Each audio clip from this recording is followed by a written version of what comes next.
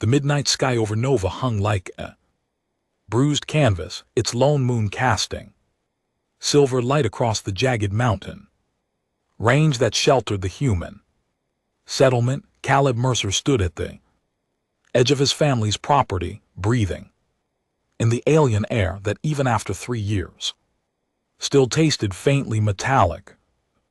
17-year-old scanned the perimeter of Northridge Settlement, a collection of prefabricated structures and hand-built additions that housed the 200 remaining colonists from Earth. Their arrival had been unplanned, an emergency landing after their interstellar vessel malfunctioned beyond repair. What should have been a journey to establish a new colony on Proxima Centauri's habitable planet had instead stranded them here on this uncharted rural world with its strange blue flora and fauna.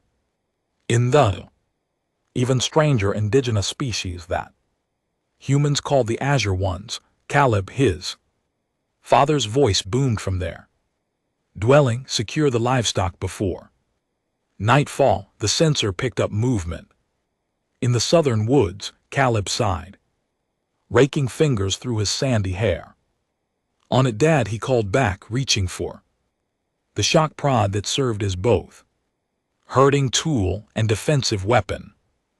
Family 6 goats, descendants of the few livestock embryos successfully gestated after landing, needed little encouragement to enter their shelter for the night. As Caleb secured the reinforced gate, a sound unlike any animal call he recognized drifted from the dense foliage beyond their cleared land, a soft moan, almost human but not quite. Caleb froze, his hand reaching instinctively for the hunting knife at his belt, a blade fashioned from the hard shell of a native crustacean, sharper than any steel from Earth. The settlement's rules were clear: no venturing beyond the perimeter after dusk, and no contact with locals unless authorized by the council. But the sound came again, weaker this time, not threatening. Wounded, this is stupid, Caleb muttered to himself, even as he slipped past the property boundary and into the towering blue-leaf trees. The underbrush thinned quickly to a small clearing, and there, collapsed against the trunk of a massive tree, lay a figure that stole Caleb's breath away. A girl, approximately his age, her skin the color of the afternoon sky, an azure one, blood dark violet rather than red, seeped through tears in her simple leather garment. Her eyes fluttered open at his approach, 3-lidded with pupils like onyx shards against irises the color of burnished gold. Fear flooded her expression. Stay back, she hissed in surprisingly good English, though her accent bent the words into strange shapes. Many of the Azure had learned the human language through limited trade exchanges, though most settlements maintained strict separation. You're hurt, Caleb said, kneeling a few paces away, showing his empty palms. What happened to you? The girl attempted to stand but collapsed with a grimace of pain. Instinctively, Caleb moved forward to help, but she recoiled, pressing herself against the tree trunk. Do not touch me, she warned, one hand reaching for a small bone dagger at her waist. Despite her wounded state, her movements were precise, disciplined. Caleb kept his distance, crouching to appear less threatening. I'm not going to hurt you. I want to help. Why would a human help one of my kind? Her golden eyes narrowed with suspicion. Your people fear us. Hunt us sometimes. That's not. Caleb began, then stopped. He couldn't honestly deny her accusation. There had been incidents, misunderstandings that escalated to violence on both sides. I'm not like that, he said instead. A spasm of pain crossed her face. She clutched at a wound on her side, fresh violet. Blood seeping between her blue fingers. What happened? Caleb asked again. More gently this time, Croce. Warriors, she managed. My people. Scattered Iran, Caleb had heard of. The Croce, a nomadic tribe of Azure.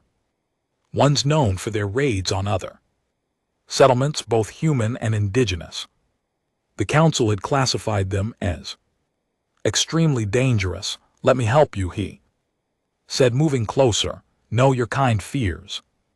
Mine you will call your warriors. I won't, Caleb promised, though he wasn't sure why he felt so certain. My name is Caleb Mercer. A long moment passed as she studied him, her alien eyes seemingly peering into his soul. Finally she spoke. I am Liara, daughter of Shaman Taravel of the Surrey. Caleb barely suppressed a gasp. The sire were the most powerful tribe of Azure ones in the region, warriors and hunters with a strict honor code that made them unpredictable to human diplomats. They were the main reason the council enforced such strict boundaries. The sire, but you're far from our territory. Yes, she winced as she shifted. I was exploring the Croce. Ambushed our hunting party, the others. Her voice trailed off. A howl echoed through the forest, close, too close.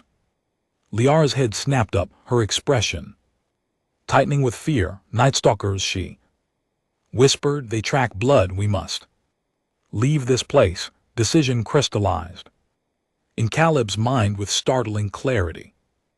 If he left Clear's throat, she would die. If he reported her, the council would quarantine her, study her, and likely use her as a bargaining chip, with the sire potentially igniting conflict. Can you walk at all? He asked. Liara's eyes narrowed. Why? Because I'm going to help you. But I need to get you somewhere safe. Somewhere hidden. The barn his father rarely went inside except to feed their animals at dawn. The storage loft would provide shelter and concealment. Liara struggled to her feet with Caleb's cautious assistance, her body radiating heat that felt several degrees warmer than a human's. She smelled of unfamiliar spices and copper. If you betray me, she whispered as they began their halting journey, my father will not rest until your entire settlement is ashes. Caleb swallowed hard but kept moving. Noted. The journey back took triple the time it should have, with frequent stops when Liara's strength faltered. A sudden howl from the darkness made them both freeze. The eerie sound was answered by another closer call. Night hunters, Liara whispered. They smell blood. As if summoned by her words, a massive shape emerged from the underbrush, a predator resembling a wolf but with 6 legs and blue-black fur that absorbed moonlight rather than reflecting it. Its eyes glowed amber in the darkness. Don't run, Lara warned, gripping Caleb's arm. Stand your ground. The creature stalked forward, nostrils flaring as it scented Lara's wounds. Caleb's fingers tightened around his knife, though he knew it would provide little defense against such a beast. On my signal, Liara breathed. Make as much noise as possible. The predator crouched, muscles tensing to spring. Now, Liara shouted. Caleb yelled at the top of his lungs, waving at his arms wildly. Liara joined him, producing a high-pitched ululation that hurt Caleb's ears. The predator hesitated, startled by the sudden cacophony. In that moment of confusion, Liara grabbed a rock and hurled it with surprising force. It struck the creature directly between its eyes. With a yelp of pain, the beast retreated into the darkness. It will return with others, Lara said. We must hurry. They had covered barely half the Distance to the settlement when the howls returned, multiple voices now, calling to each other through the darkness. The night hunters had found reinforcement. They're circling us. Lara said, her breathing labored. We won't outrun them. Caleb scanned their surroundings frantically. 20 m ahead. Massive blue bark tree rose above the forest canopy, its lower branches within jumping distance. There he pointed. Can you climb? In my condition, barely. But determination hardened her golden eyes. Lead the way. They reached the tree.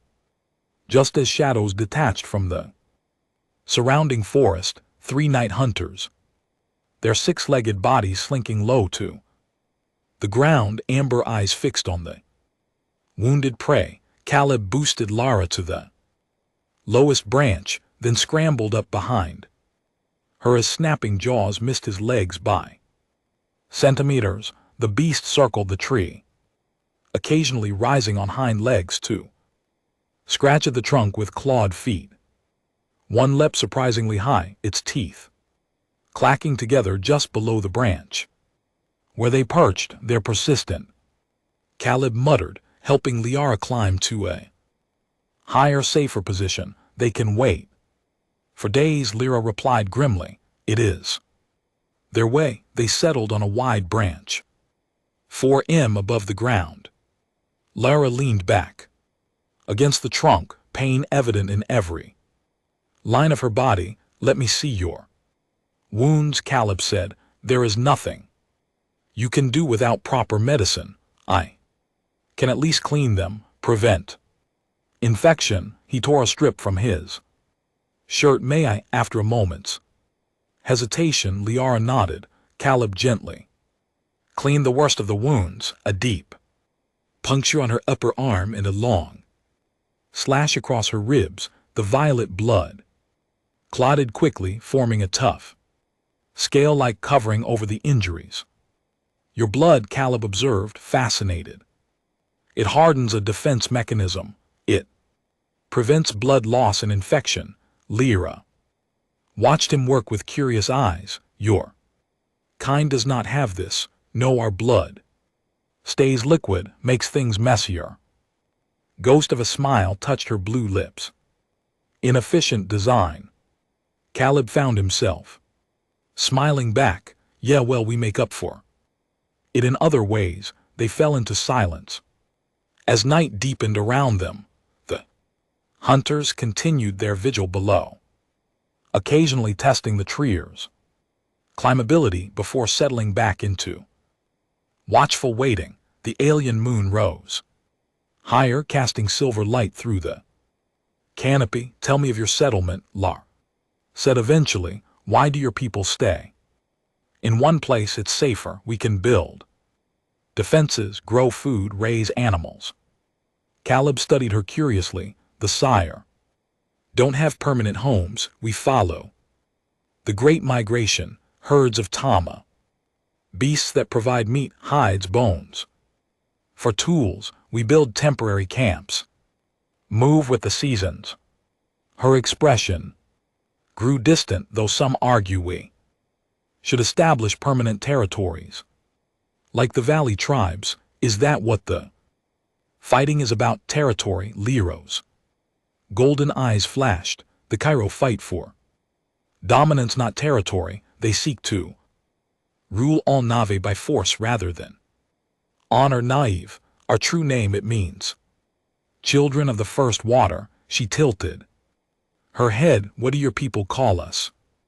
Azure ones, Caleb admitted, because of your skin. For the first time, Liara laughed, a melodic sound that made Caleb's heart skip. How literal. And what do you call yourselves? Humans. Though I guess to you we're aliens. We call your kind the pale visitors, she replied, for obvious reasons. The night passed slowly. They took turns watching, while the other dozed, though Caleb suspected Lyra never truly slept. Her golden eyes remained half open, tracking every movement below. Dawn broke with startling suddenness as it often did on Nova, the night hunters, creatures of darkness, retreated reluctantly into the deeper forest as sunlight filtered through the canopy. They'll be back at nightfall, Lara said, carefully testing her wounded arm, but the settlement is close now. Yes, less than 10 minutes if we move quickly. They descended the tree. Cautiously, Lara moved with greater ease than the previous night, her remarkable healing abilities already at work. Still, she accepted Caleb's steadying hand without comment. Navigating the final stretch, crossing the open yard to the barn required waiting until his parents' dwelling lights dimmed for the night. When they finally reached the barn, Caleb helped Lara climb the rough ladder to the loft, wincing at every sound that seemed too loud in the quiet night. Stay here, he whispered. I'll bring medical supplies. He returned 20 minutes later with a smuggled medkit, water and food rations. Liara sat huddled in the corner, her golden eyes reflecting the moonlight filtering through cracks in the wooden walls. These are puncture wounds, Caleb observed as he cleaned the injuries on her arm inside spear tips. Liara nodded. Crochet poisoned their weapons. But the sire, a touch of pride entered her voice. Our bodies neutralize most toxins. Most, Caleb questioned, applying antiseptic that made her hiss between sharp teeth. I'm still weakened. Her eyes studied him as he worked. Why do you help me, Caleb Mercer? He paused, genuinely considering the question. Because it's right, he said finally. Because you needed help and I could give it. Such simplicity, she murmured. My people would say you act without cunning. Is that an insult? A ghost of a smile touched her blue lips. Perhaps, or perhaps it is rare enough to be worthy of note. As he finished bandaging her wounds, Caleb retrieved an old thermal blanket from a storage crate, one of the few comforts he possessed, salvaged from their crash ship. Here, Dirt Bush, he said, wrapping it around her shoulders. The nights get cold. Lara touched the blanket with wonder. This material, we have nothing like it. It's from Earth. It holds heat better than anything we've found here. She pulled it tighter around herself. Thank you, Caleb Mercer. That night, Lara developed a fever, her blue skin flushing to an alarming indigo as her body fought the crochet poison. Caleb kept vigil, cooling her forehead with damp cloths and helping her drink. When consciousness returned briefly, the poison stronger than I thought, she gasped during one lucid moment. My father would know the cure. Herbs from the eastern valleys. Tell me what they look like, Caleb urged. I'll find them. No, too dangerous. Crochets still hunting, but Caleb insisted, and eventually Liara described a plant with silver-veined leaves and deep purple berries that grew near water sources. When she lapsed back into fevered sleep, Caleb slipped out of the barn and headed for the eastern creek that ran through the settlement's territory. The night was dangerous for humans alone in the forest, but fear for Lara drove him forward. He searched frantically along the creek banks, using his flashlight sparingly to avoid attracting predators. After an hour of increasingly desperate searching, he spotted it, a cluster of bushes with the distinctive silver veined leaves Liara had described. He was reaching for the berries when a sound froze him in place. Distinctive click hiss of a nearby hunting party communicating. Crochet warriors still searching for their escaped prey. Caleb doused his light and pressed himself into the underbrush, barely daring to breathe as three blue-skinned figures moved along the Opposite bank, their faces were painted, with jagged black markings, distinguishing them from the more geometric patterns Lyra had described. As Ciri tradition, they passed without noticing him, but their presence confirmed Liara's fears. The Kroshi hadn't given up their hunt. Caleb gathered the berries quickly and retreated toward the settlement, taking a circuitous route to avoid leaving an obvious trail. When he returned to the barn, Liara's condition had worsened. Her breathing came in shallow gasps, her skin now a deep, alarming shade of indigo. I found them, he whispered, crushing the berries as she had instructed. Stay with me, Lara. He mixed the crushed berries with water and helped her drink the bitter concoction. For several terrifying minutes, nothing happened. Then gradually her breathing eased, the unnatural color receded from her skin, returning to its normal azure hue. You risked much, she murmured, eyes half-lidded with exhaustion. I couldn't let you die, Caleb replied simply. Her hand found his in the darkness. The sire. Remember those who help us, Caleb Mercer, and those who harm us. Her golden eyes closed. Remember that in the days to come. As days passed, Caleb established a routine. And GT, clear his throat. And GT. He performed his chores with exaggerated efficiency, creating small windows of time to check on Laura, bring her food and water, and change her bandages. The wounds began to heal with remarkable speed, the violet blood clotting into scales that gradually flaked away to reveal unblemished blue skin beneath. On the fourth night he found her standing, testing her recovered strength by performing a series of fluid movements that reminded him of martial arts practices from Earth. Your body heals quickly, he observed. The sire are warriors born, she replied. Our bodies serve our will. Caleb settled on a hay bale, watching her graceful movements.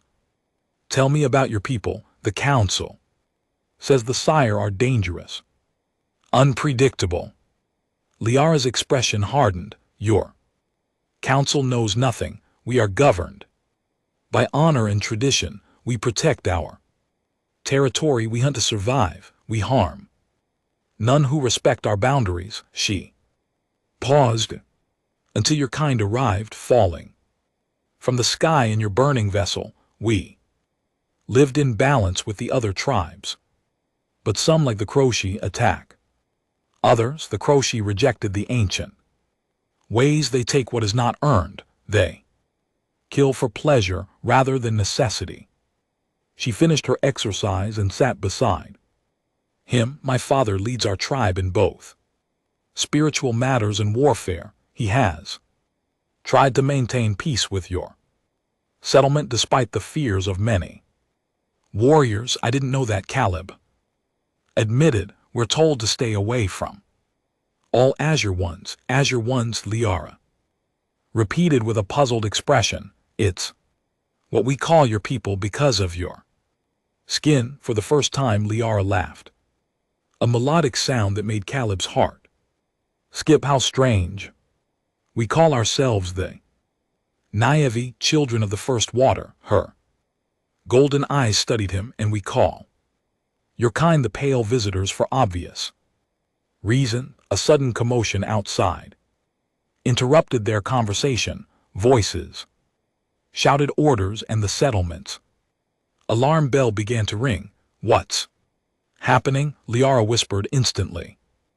Alert. Caleb crept to a small gap in the barnwa wall. Raiders, he breathed. Human raiders from the western settlement. The western settlement had broken off from Northridge 3 years earlier, a splinter group that believed in aggressive expansion and resource acquisition rather than careful integration with their new world. They occasionally raided other human outposts. For supplies and technology, how many? Lear asked, joining him at the wall. At least 20, they're armed with shock batons and primitive firearms. He turned to her. Stay hidden. If clears throat, they search the barn. I will not cower while your people face danger. Liara interrupted. I can help. How? You're still injured, and if anyone sees you, the sire know ways to fight.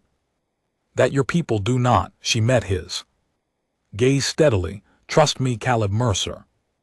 Before he could argue further, gunshots rang out. Through the gap they saw 3 raiders cornering a young woman. Sarah, the settlement's apprentice. Medic, she clutched a bag of medical supplies to her chest, backing away from her pursuers. They will kill her for those supplies, Caleb said, already moving toward the ladder. I have to help. Lara followed him down. We helped together. They slipped out of the barn, keeping to shadows as they approached the confrontation. One raider grabbed Sarah's arm, twisting until she cried out in pain. Let her go, Caleb shouted, stepping into view. With his hunting knife drawn, the raiders turned, momentarily surprised, then burst into laughter. Look at this. Hero, one mocked. Think you can take all 3 of us, boy? Caleb swallowed his fear. I won't let you hurt her. Your choice, the leader growled, raising his shock baton. He lunged forward and suddenly crumpled to the ground as Lara materialized from the darkness, striking him at the base of his skull with the edge of her hand. The other raiders gaped at the blue-skinned apparition that seemed to have emerged from nowhere. Their hesitation gave Caleb the opening he needed. He tackled the nearest raider, driving him to the ground. The man was stronger, but Caleb had surprise on his side. They grappled in the dirt, each struggling for advantage. Liara moved like water, evading the third raider's wild swing and using his momentum to send him sprawling. She called out commands of Sarah in clear English. Run, get help. The medic didn't need to be told twice. She bolted toward the settlement center, shouting for reinforcements. Caleb's opponent managed to flip him onto his back, pinning him with a knee to his chest. The raider raised a jagged piece of metal, ready to plunge it into Caleb's throat until a blue hand seized his wrist, twisting with such force that bones cracked audibly. The raider screamed, releasing his weapon as Liara hauled him off Caleb with strength, belying her slender frame. Barry, the next bone I break will be in your neck, she hissed, her golden eyes blazing with cold fury. By the time settlement security arrived, led by bewildered Sarah, the 3 raiders lay subdued on the ground, one unconscious, one with a broken wrist, and one with Caleb's knee planted firmly between his shoulder blades. What followed was chaos. Security officers stared in shock at Lyra. Settlers emerged from their dwellings, pointing and whispering at the Azurkin girl standing defiantly beside Caleb. Marcus Fletcher, the settlement's head of security, pushed through the crowd, his hand hovering over his sidearm. What in hell's name is going on here? He demanded. Merc, explain yourself. Caleb stepped protectively in front of Lara. She helped us fight off these raiders. She saved Sarah's life, maybe mine too. She, Siri, Fletcher replied, as if that explained everything. How long have you been harboring her? She was injured. I found her in the woods 5 days ago. Murmurs rippled through the gathering crowd. Some faces showed fear, others curiosity, a few outright hostility. The sire are dangerous, Fletcher said, his Voice hard, she needs to be contained. Until the council decides what to do. No, Caleb's refusal silenced the crowd. She's under my protection, she's done. Nothing wrong, in fact she just helped. Defend our settlement, your protection. Fletcher's laugh was harsh. You're 17. Mercer, you have no authority here. Then, I'll leave with her, Caleb said, surprising even himself with the declaration, if the settlement won't show gratitude to someone who helped us. Then maybe it's not worth staying. Sarah stepped forward, still clutching her medical bag. He's right, Marcus. This girl saved me from those raiders. They would have killed me for these supplies. Fletcher's expression wavered. Before he could respond, a new sound cut through the night, a low, rhythmic drumming from beyond the settlement boundaries. It grew louder, accompanied by chanting, a language none of the humans recognize. Liara's eyes widened. My people come. She whispered to Caleb, they have found me. The settlement exploded into action. Guards rushed to defensive positions. Parents hurried children indoors. Fletcher barked orders for everyone to arm themselves. Wait. Caleb shouted, this doesn't have to be a fight, they're sire warriors. Fletcher retorted, fighting is what they do, not always. Lyra interrupted, her voice carrying surprising authority. My father comes to find his daughter. If he wanted war, you would already be burning. The drumming stopped abruptly.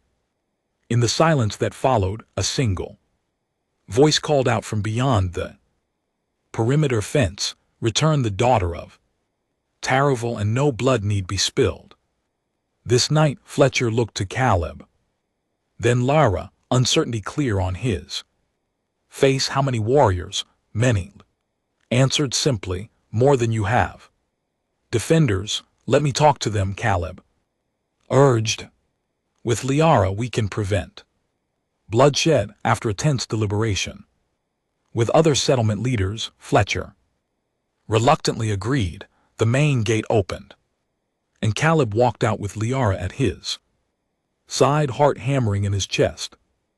Beyond the fence stood at least 100 sire warriors, their blue skin adorned with white tribal markings that seemed to glow in the moonlight. They carried spears, bows with notched arrows and curved blades. At their center stood a commanding figure wearing an elaborate headdress of blue and white feathers, bone totems dangling from intricate braids. Father, Lara called out. Moving forward, the shaman's stoic expression cracked with visible relief. Daughter, he replied, his deep voice resonating across the open ground. You live. Thanks to this human, she said, gesturing to Caleb. He found me wounded, gave me shelter, healed my injuries. He shared his food, water, and even his blanket when I was cold with fever.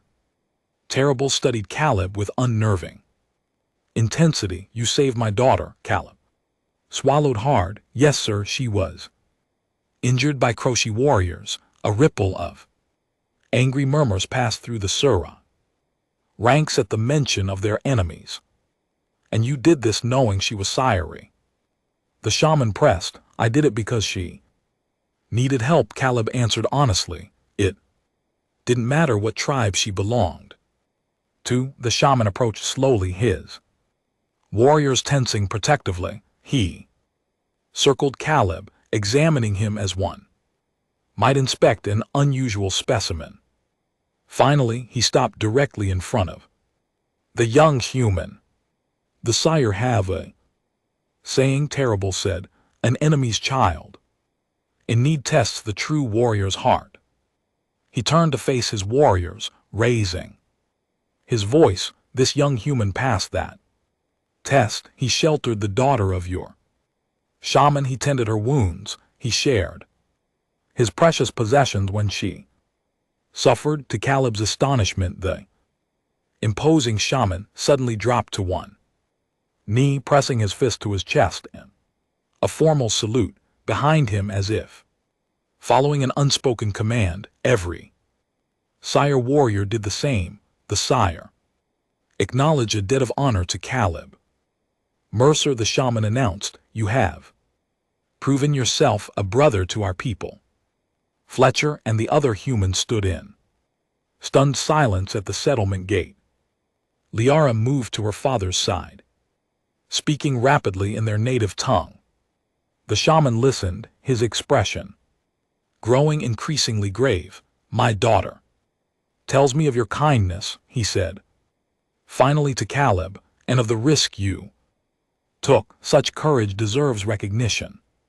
He straightened. "Taravel invite you to feast with the sire as an honored guest." Before Caleb could respond, a commotion erupted from within the sire ranks. A warrior pushed forward, taller than the others, with a scar running from his temple to his jaw. "This is an outraged shaman," he snarled in the Na'vi language. "The human should not be honored for returning what was rightfully ours." Liara stepped between the warrior and Caleb. "Silence, Kano. You speak out of turn." The warrior Kano glared at her. "You were promised to me before your third summer, daughter of Tarav. Your disappearance delayed our binding ceremony, and now you defend this pale creature." The shaman's expression hardened. "My daughter speaks true truth. Kano, you forget yourself." "I forget nothing." Kano spat. "I remember the old lies when strength determined leadership, when the sire did not bow to creatures who fell from the squitch." His hand moved to the hilt of his blade. "I challenge the human. Let him prove his worth or die trying." Gasps arose from both sides of the standoff. Caleb felt the blood drain from his face as he realized what was happening. Liara had never mentioned being promised to another. "Kano invokes the right of challenge," the shaman said gravely. "By our laws it must be answered." "This is insane," Fletcher interjected. "The boy is 17. You can't expect him to fight one of your warriors. If he refuses," Taral replied, "it will be seen as weakness. The debt of honor will be nullified." Caleb stepped forward. "What does this challenge involve?" The shaman regarded him with newfound respect. "Single combat, first blood, or surrender." Kano smirked. "Unless the human prefers to fight to the death, first blood is sufficient," Terrible said firmly. Liara grabbed Caleb's arm. "You don't understand. Kano is our fiercest warrior. He has never lost a challenge." "What happens if I lose?" Caleb asked. "You will be shamed," the shaman answered, "and Liara will be bound to Kano as was arranged in her childhood." Caleb looked at Liara, saw the fear in her golden eyes, not for him, he realized, but for herself. This wasn't just about honor. This was about her freedom. "I accept the challenge," he said. Fletcher grabbed his shoulder. "Mercer, have you lost your mind? You can't. It's my choice." Caleb cut him off. "Either we resolve this peacefully or this turns into a battle where people on both sides die." Shaman granted Caleb 1 day to prepare for the challenge. The settlement buzzed with tension as humans and Sire maintained an uneasy truce. Each side camped on opposite ends of the clearing. Sarah, the Medikara, had helped save, visited Caleb as he sat alone by the settlement's central fire. "You're either the bravest or stupidest person I've ever met," she said, sitting beside him. "Probably both. I don't have much choice," Caleb replied. "There's always a choice." She handed him a small container medicinal salve. "It won't help you win, but it might help you heal." Afterward, her expression softened. If there is an afterward, thanks for the vote of confidence. Sarah studied him. Curiously, you really care about her, don't you? The sire girl. Caleb stared into the flames. She didn't ask for any of this. She was just trying to survive. Weren't we all? Sarah murmured, gazing toward the stars, the same stars their colony ship had navigated before, stranding them on this alien world. At dawn, Lyra slipped into the settlement. To find Caleb, she carried a small pouch filled with a dark powder, war paint. She explained, "It will help you move faster, see clearer." "Is that allowed?" Caleb asked skeptically. "It is traditional. Kana will wear his own." She began applying the mixture to his face and arms with practice movements. "He will attack aggressively," she explained. "It is the sire way, but his pride makes him predictable. Watch for his left feint. He always strikes true from the right. Any other weaknesses I should know about? He favors his right leg, an old injury from a hunt. When forced to pivot quickly, he sometimes falters." Her fingers lingered on his cheek. "But do not underestimate him, Caleb. He has killed 17 challengers." 17? Caleb's mouth went dry. "And you're just mentioning this now?" A ghost of a smile touched her lips. "Would it have changed your answer?" He thought about it, then shook his head. "No, that is why you might survive." She pressed something into his palm, a small blue stone on a leather cord. "For luck, though the sire do not believe in such things." "What do you believe in?" "Skill, courage, and the will to survive." Her golden eyes met his. "You have all three." The clearing was quickly transformed into a combat circle with warriors and settlers forming its boundaries. Someone passed Caleb a knife, not his own familiar blade, but a colony made one with a proper grip. Kano stood opposite him, having removed his upper garments to reveal a torso covered in ritual scars and battle marks. He held a curved knife that gleamed in the late afternoon sunlight. "The rules are simple," Taravel announced. "The circle is your boundary. First blood drawn or surrender ends the match. There will be no interference." He looked pointedly at both sire warriors and human defenders. Lara approached Caleb one last time, speaking low and urgent. "Remember what I told you." His left feint. "I remember," Caleb assured her. Before she left, she pressed her forehead briefly against his, a sigh gesture he didn't understand but felt the significance of. Then she was pulled back into the circle of onlookers. The shaman raised his staff, then brought it down with a resonant crack against the ground. Kano lunged immediately, covering the distance between them with frightening speed. Caleb barely managed to city the warrior's blade slicing air where his chest had been a moment before. The crowd roared, excitement from the sire, concern from the humans. Caleb had never been a fighter. His skills lay in farming, animal husbandry, and mechanical repairs, but he had wrestled with other settlement boys, and he understood leverage and momentum. He backpedaled, keeping space between himself and the enraged warrior. "Stand and fight, human," Kano snarled. Circling, Caleb kept his breathing steady, watching Kano's movements.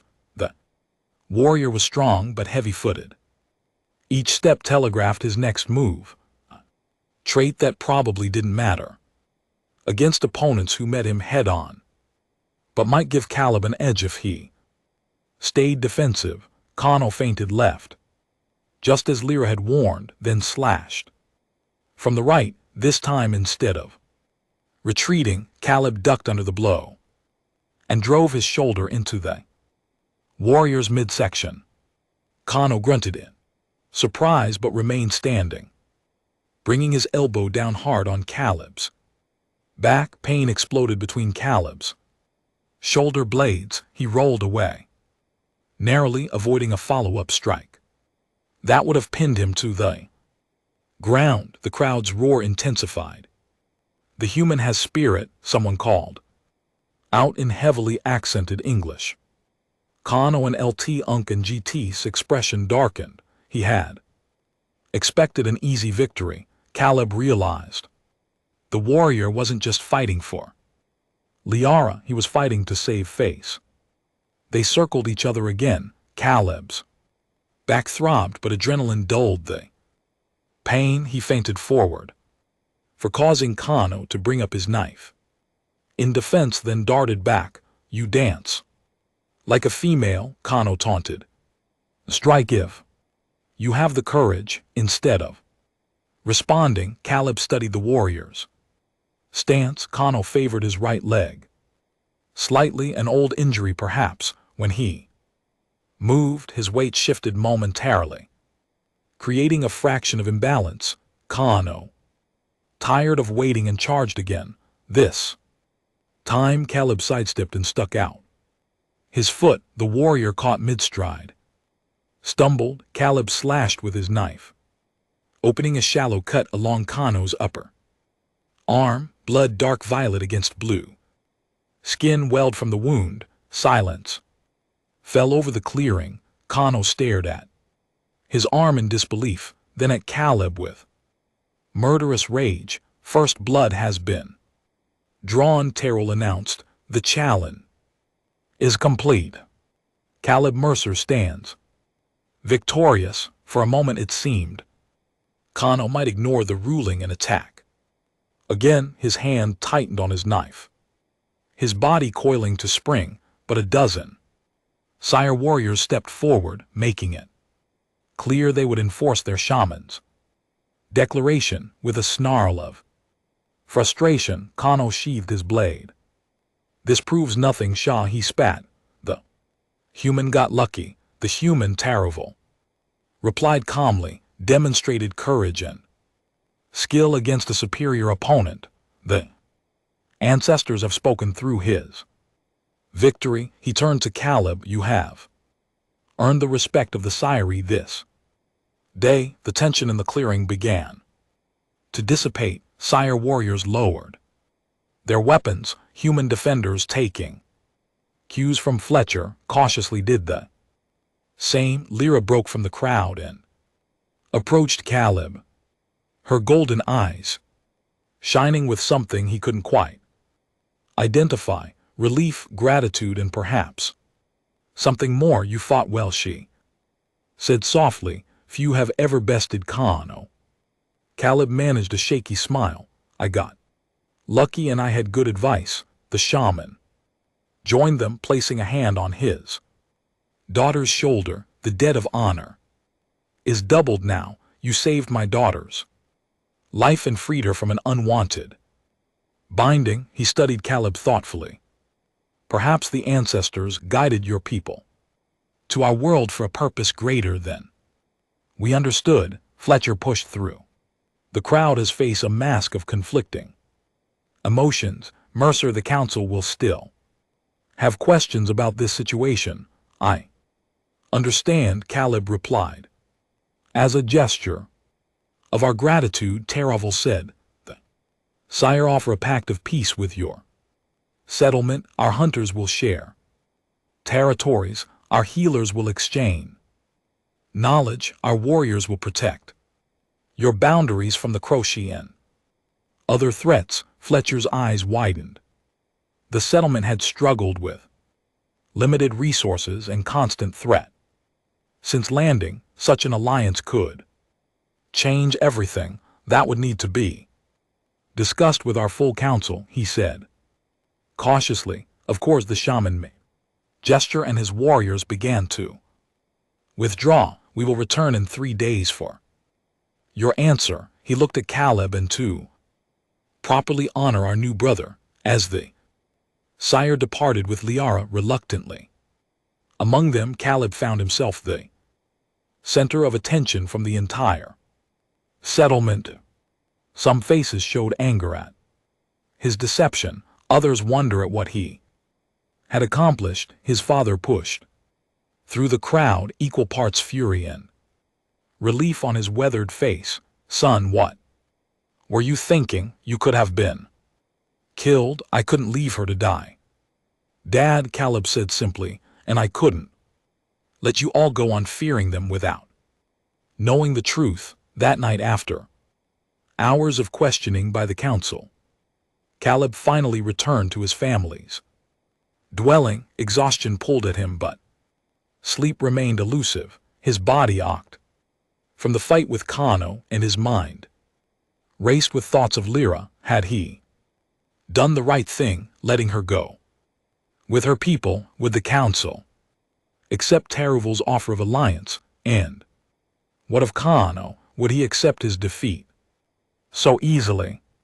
A soft tap at his window startled him from his thoughts. He opened it to find Lyra crouched on the sill, a finger to her lips. You shouldn't be here, he whispered, helping her inside. If you're caught, I won't be, she assured him. The sire, I move like shadows when we wish to. In the dim light, her blue skin seemed to glow faintly. I had to warn you. Warn me about what? Kano. He has gathered followers, warriors who believe, as he does, that the sire should drive all humans from our world. Her golden eyes were grave. They plan to attack your settlement before the peace ceremony.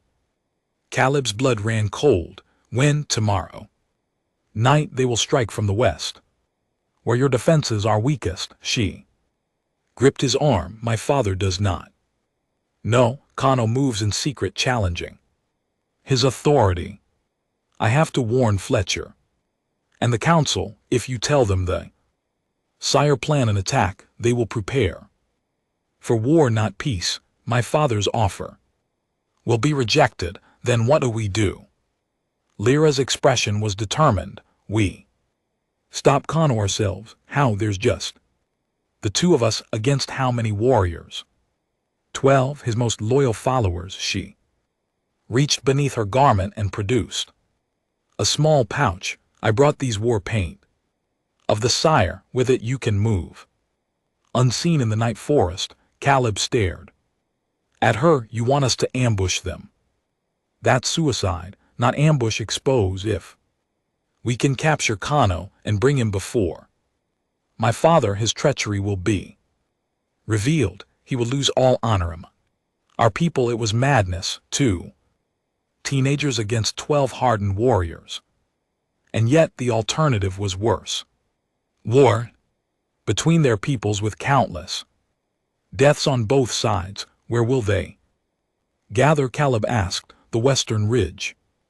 There is a cave where Kano trains his followers in secret. She pulled a crude map from her pouch, drawn on a piece of bark. Here they will meet at nightfall to prepare their attack. Caleb studied the map, recognizing the landform she indicated. That's at least 2 hours hike. From here, we must leave before dawn. Her eyes searched his. Will you come, or should I face them alone? The question wasn't fair, and they both knew it. I'll come, Caleb said, but we need a plan. Better than just capture Kano. They spent the next hour plotting their approach, drawing on Lyra's knowledge of Sari tactics and Caleb's familiarity with the terrain. When they finished, neither was confident of success, but it was better than nothing. Get some rest, Lyra said eventually. I'll return before sunrise. Wait. Caleb reached under his bed and pulled out the thermal blanket he had given her in the barn. Take this. The nights are cold in the mountains. Lyra accepted the blanket, her fingers brushing his. Your people create wonders, she said softly. Perhaps together our peoples could create even greater ones. With that, She slipped out the window and vanished. Into the night, dawn hadn't yet broken. When Liara returned, Caleb was ready, having packed a small rucksack with essentials, water, ration bars, basic medical supplies, and his trusted hunting knife. He left a vague note for his parents, claiming he was going on an early hunting expedition. They moved through the forest with Lara leading the way, her natural affinity for the wilderness evident in every silent step. Caleb did his best to match her stealth, though he felt clumsy by comparison. The strange blue foliage that had once seemed so alien to him now provided welcome cover as they climbed toward the western ridge. We should reach the cave by midday, Liara whispered during a brief rest. That will give us time to scout their gathering place before Khan arrives. The terrain grew steeper, forcing them to use hands as well as feet to ascend. Sweat soaked Caleb's shirt despite the cool mountain air. Liara moved with enviable ease, her body seemingly adapted to the rugged landscape. As they neared the top of the ridge, Liara suddenly froze, raising a hand in warning. Caleb stopped, straining his ears. At first he heard nothing beyond the soft rustling of leaves in the breeze, then voices, speaking the harsh, guttural dialect of the Nav language. Scouts, LRA. Breath pulling Caleb behind a massive boulder, two of them, through a narrow gap between rocks. Caleb glimpsed two Sire warriors moving along the ridge, bows ready in their hands. They wore minimal tribal markings, Kano's followers attempting to avoid identification with their clan. There. Early, Caleb whispered, your information was incomplete. Lara finished, her expression troubled. Kano is more cautious than I anticipated. The scouts passed within 10 meters of their hiding place, so close that Caleb could see the individual feathers adorning their weapons. For a heart-stopping moment, one warrior paused, head cocked as though listening, then, apparently satisfied, he moved on. We can't approach the cave from this direction, Liara said once. The scouts were out of earshot. Not without being seen. Caleb studied the ridge line there. He pointed to a narrow ravine cutting across their path. If we follow that down and around, we might be able to approach from below. Liara nodded. Good eye. The Sire rarely guard from beneath. It is not our way to expect enemies to climb toward us. Ravine Provi provided cover, but made for treacherous going. Loose rocks threatened to trigger miniature avalanches with each step. Twice Caleb nearly lost his footing on the steep descent, saved only by Lara's quick reflexes. As they rounded the base of the ridge, the cave mouth came into view, a dark gash in the mountainside, partially hidden by a curtain of hanging vines. Two more warriors stood guard, their posture alert and weapons ready. How do we get past them? Caleb whispered. Liara reached for her pouch. The war paint, it will help us blend with the shadows. She began applying dark blue and black pigment to his thumb in precise pattern. Like this, she instructed, guiding Caleb's fingers as he mimicked her movements. The paint felt cool against his skin, with a faint tingling sensation that spread as it dried. To his amazement, Wenla moved into a patch of dappled shadow. She seemed to partially disappear, her outline blurring into the surrounding darkness. How does it work? He asked, fascinated. The paint comes from the bark of the ghost tree. It absorbs light rather than reflecting it. She smiled at his wonder. Not all Sire advantages come from strength, Caleb Mercer. They worked their way carefully up the slope. Beneath the cave, using every bit of cover available, snorts when they reached a position directly below the guards. Liara produced a small hal reed from her pouch. What's that? Caleb whispered. Sleep dart, she replied, loading a tiny projectile into the reed.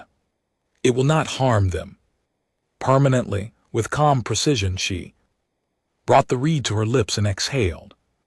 Sharply, the guard on the left suddenly slapped his neck as though stung by an insect. Within seconds, his posture slackened and he slumped against the cave wall. The second guard turned in alarm, reaching for his weapon, only to receive a dart of his own. He managed 2 stumbling steps before collapsing beside his companion. Quickly, Liara urged, already moving toward the cave entrance. The sedative lasts only minutes. They dragged the unconscious guards into a nearby thicket, binding them with strips of vine. Inside the cave, torches illuminated a larger space than Caleb had expected. Crude drawings covered the walls, battle plans, he realized with the chill. Diagrams of Northridge settlement with attack vectors clearly marked. Kano plans more than a simple raid, Lara whispered, studying the drawings. This is a full assault strategy. We have to warn both our peoples. Caleb said, this goes beyond just us now. A sound at the cave entrance made them both freeze. Footsteps approached, multiple warriors returning from patrol. They pressed themselves into a shadowy alcove, the war paint rendering them nearly invisible in the flickering torchlight. 3 warriors entered, speaking in low tones. One Caleb recognized immediately. Kano, his scarred face set in a permanent scowl. The other 2 were unfamiliar, but from their deference, clearly subordinates. The perimeter is secure, one reported. No sign of Taravel's loyalists. Kano nodded. Good. The others will arrive by nightfall. We move against the human settlement at midnight. And the shaman, the third warrior, asked, what if he interferes? Kano and LT Unc and GT's expression darkened. My challenge to the human was legal under tribal law. My challenge to Taro will be equally so. He tapped a ceremonial knife at his belt. Tonight the sire will have a new leader, one who will restore our glory by driving the sky fallen from our world. Caleb felt Liara stiffened beside him. The planned coup was worse than they had imagined. Not just an attack on the settlement, but the overthrow of Taravel himself. We must get back, LR. Breath barely audible. Now they began inching toward the cave entrance. Staying within the deepest shadows, they had almost reached the threshold when disaster struck. Caleb's foot dislodged a small stone, sending it skittering across the cave floor. The warriors spun toward the sound, weapons instantly in hand. Intruders, Kano barked. Find them. In the chaos that followed, Caleb and Lyra abandoned stealth for speed. They burst from the cave, sprinting down the slope as shouts erupted behind them. Arrows whistled past, embedding in trees and earth around them. Split up, Liara called, meet at the river junction. Before Caleb could protest, she veered right, drawing several pursuers after her. The remaining warriors, including Kano himself, focused on Caleb, recognizing the human as the greater prize. Caleb ran as he'd never run before, leaping fallen logs and crashing through underbrush. His familiarity with the terrain gave him a slight advantage, but the sire warriors were faster and more agile. The gap between them steadily narrowed. An arrow grazed his arm, tearing fabric and skin. Another. Narrowly missed his head. Desperation fueled his flight as he reached the edge of a steep ravine, too wide to jump, too deep to survive a fall. Trapped, he turned to face his pursuers. Kano approached slowly, savoring the moment. Flanked by two warriors with arrows nocked and ready, the human who thinks himself a warrior, Kano sneered. Did you really believe you could interfere with my plans? Your plans will destroy both our peoples, Caleb replied, fighting to control his breathing. The settlement will fight back. There will be casualties on both sides, as there should be. Kano's voice rose with fervor. We are warriors. We do not make peace with invaders. He drew ceremonial knife, the one he had indicated would be used against the Taruval. Your death will be the first of many tonight. As Kano stepped forward, a battle cry split the air. Liara launched herself from an overhanging branch, landing directly on one of the archers. The warrior went down hard, his bow clattering away. The second archer swung around, trying to target Lyra, giving Caleb the opening he needed. He tackled the archer, driving him to the ground. They rolled in the dirt, fighting for control of the weapon. Caleb managed to slam the warrior's wrist against a rock, forcing him to release the bow. Meanwhile, Liara faced Kano in single combat. Her movements were fluid and precise, but Kano was stronger and more experienced. He drove her back step by step toward the ravine edge. You betray your own people for this, human, Kano snarled, slashing with his blade. Lyra evaded the strike by millimeters. I fight to protect my people from you. Caleb dispatched his opponent with a solid blow to the temple, then grabbed the fallen bow. He knocked an arrow aimed at Kano but hesitated. The warriors were moving too quickly, grappling at the edge of the ravine. He couldn't risk hitting Liara. Kano seized Lyra's throat, lifting her off her feet. Your father's weakness flows in your veins, he growled, dangling her over the ravine. The sire will be stronger without the line of Taruval. No, Caleb shouted, charging forward. He crashed into Kano's side, disrupting his grip on Lyra. All three tumbled dangerously close to the edge. Rocks crumbled beneath them as they grappled. Caleb landed a solid punch to Kano's jaw, but the warrior barely flinched. Backhanded blow sent Caleb sprawling. Lara used the distraction to retrieve Kano's dropped knife. She lunged, but Kano anticipated the move, grabbing her wrist and twisting until she cried out in pain. In that moment of distraction, the ground beneath them gave way. Ravine edge collapsed, sending Kano and Lara plummeting into the chasm below. Caleb lunged, managing to seize Lara's hand as she fell. He found himself half-hanging over the edge, holding her full weight with one arm while scrabbling for purchase with his free hand and clears throat and feet. Kano wasn't so fortunate. His scream echoed as he disappeared into the mist-filled depths. Hold on, Caleb gasped, feeling his grip on both Liara and the crumbling edge weakening. Let me go, Liara said, looking up at him with calm acceptance.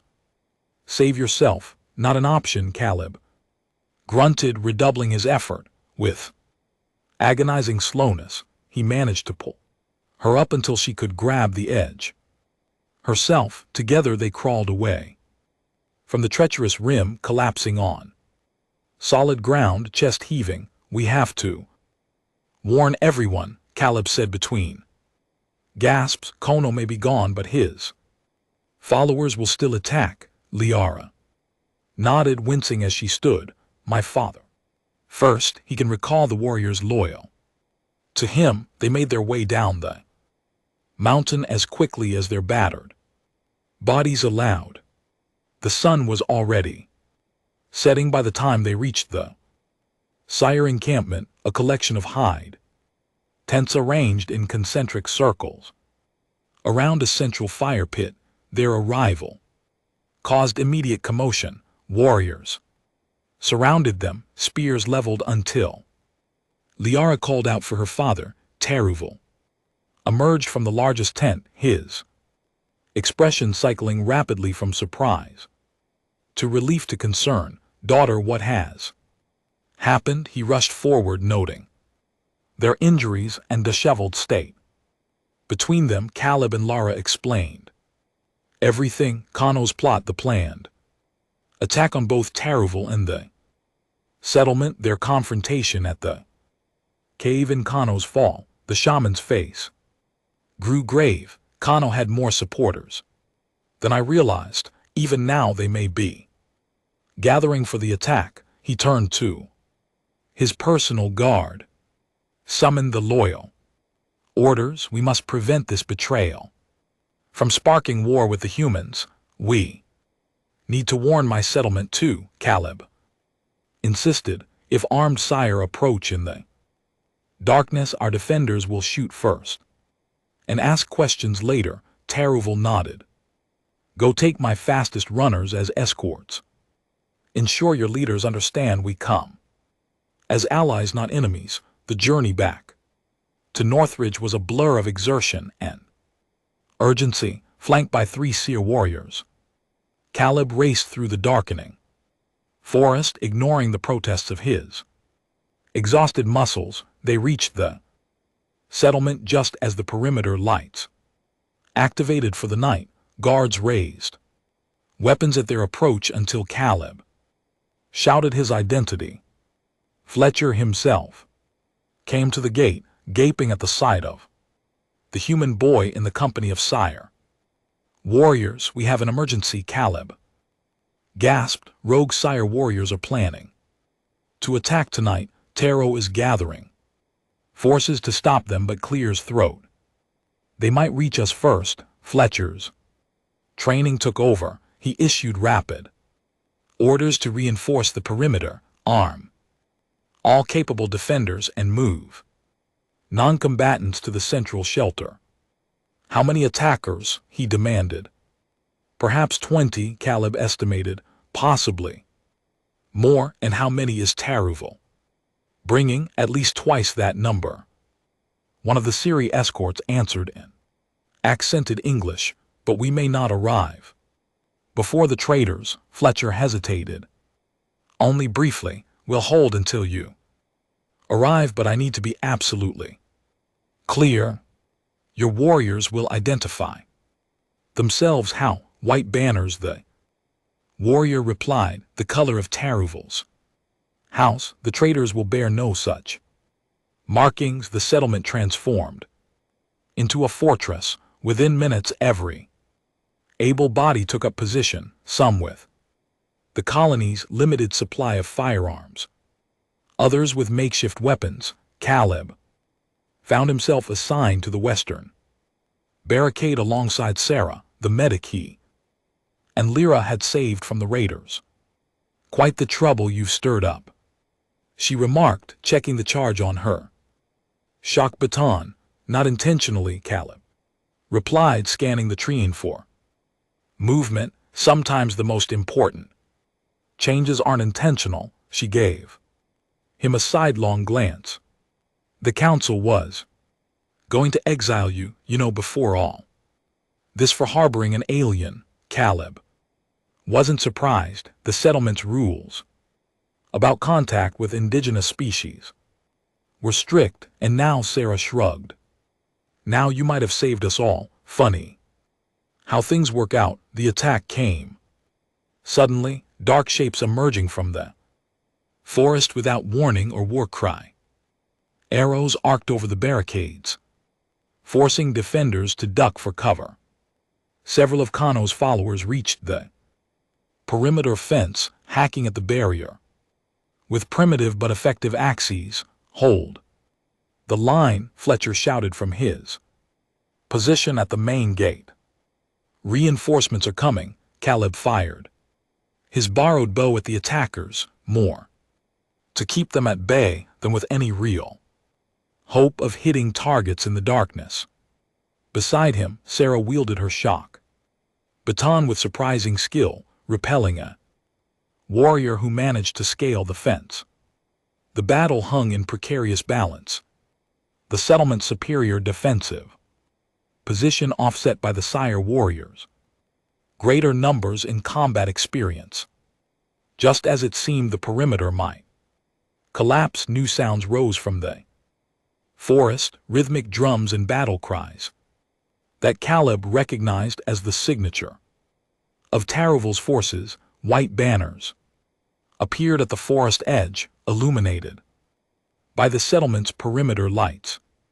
Taravel's warriors fell upon Kano's followers from behind, creating immediate chaos in their ranks, caught between settlement defenders and loyal Sire. The attackers quickly lost cohesion. In the midst of the fighting, Caleb spotted Liara moving through the battle with deadly grace, disabling opponents with precise strikes rather than killing blows. Even in combat, the shaman's daughter showed mercy. The battle ended as suddenly as it had begun. Outnumbered and outflanked, the surviving attackers surrendered or fled into the darkness. Taral himself approached the settlement gate, white banner in hand, requesting entry. Fletcher, after a moment's consideration, ordered the gate opened. The shaman entered, followed by Lara and a small honor guard. The two leaders met in the central clearing, surrounded by wary fighters from both sides. Threat is ended, Taravel announced. Those who followed Kayano have been captured or scattered. They will face tribal justice for their betrayal. Fletcher's posture remained tense. And what guarantees do we have that this won't happen again? Clear's throat. That some other faction of your people won't decide humans need to be exterminated. No absolute guarantee can exist between any peoples, the shaman replied, but perhaps something stronger than guarantees: mutual need and respect. He gestured to where Caleb and Liara stood, side by side, bloodied but unbowed. Our young have shown us a better path than suspicion and separation. The settlement council convened an emergency session right there in the clearing. After heated debate, a decision was reached. The alliance Taravel had proposed days earlier would be accepted with additions addressing mutual defense and cultural exchange. 3 days later, as promised, the Sarai returned in full ceremonial regalia. This time there was no tension, no standoff at the perimeter. The settlement's gates opened to welcome them, with the full council assembled to receive Taravel and his delegation. Caleb stood at the forefront, the blue stone pendant Liara had given him visible against his best shirt. When Liara emerged from among the warriors, their eyes met across the clearing, and for a moment it seemed they were the only two people in existence.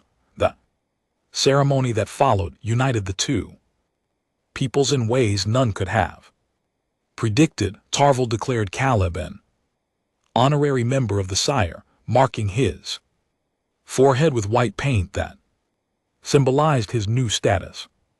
In return, the council granted Liara freedom to move within the settlement, the first Azure one to receive such privilege. As the formal proceedings concluded, Liara found Caleb at the edge of the celebration. My father has appointed me liaison to your settlement, she said, because of my language skills, and the council has named me their representative to the Sire. Caleb replied with a smile. It seems we'll be seeing a lot of each other. Liara's. Golden eyes studied him. The blanket you gave me when I was wounded, such a simple act of kindness, who could have known it would lead to this? From a pouch at her waist, she withdrew the thermal blanket, now folded into a small square. I return it to you, Caleb Mercer, not because I do not value it, but because I no longer need it to. Remember your compassion. Caleb shook his head, gently pushing it back toward her. Keep it as a reminder that sometimes the smallest gestures can change worlds. That night, as humans and Sire celebrated their new alliance around shared fires, trading stories, and cautiously sampling each other's foods, Caleb watched Liara demonstrating Sire hunting signals to fascinated settlement children. Sarah joined him, following his gaze with a knowing smile. So the boy who gave his blanket to an alien girl ends up changing the fate of two species. I just did what seemed right at the time, Caleb replied. That's usually how the best changes happen. She nudged his shoulder. What now, diplomat? Caleb looked out over the gathering. Humans and naive working to overcome centuries of isolation and distrust, finding common ground in their shared struggle to survive on this beautiful, dangerous world. Now we build something new, he said. Together, Bell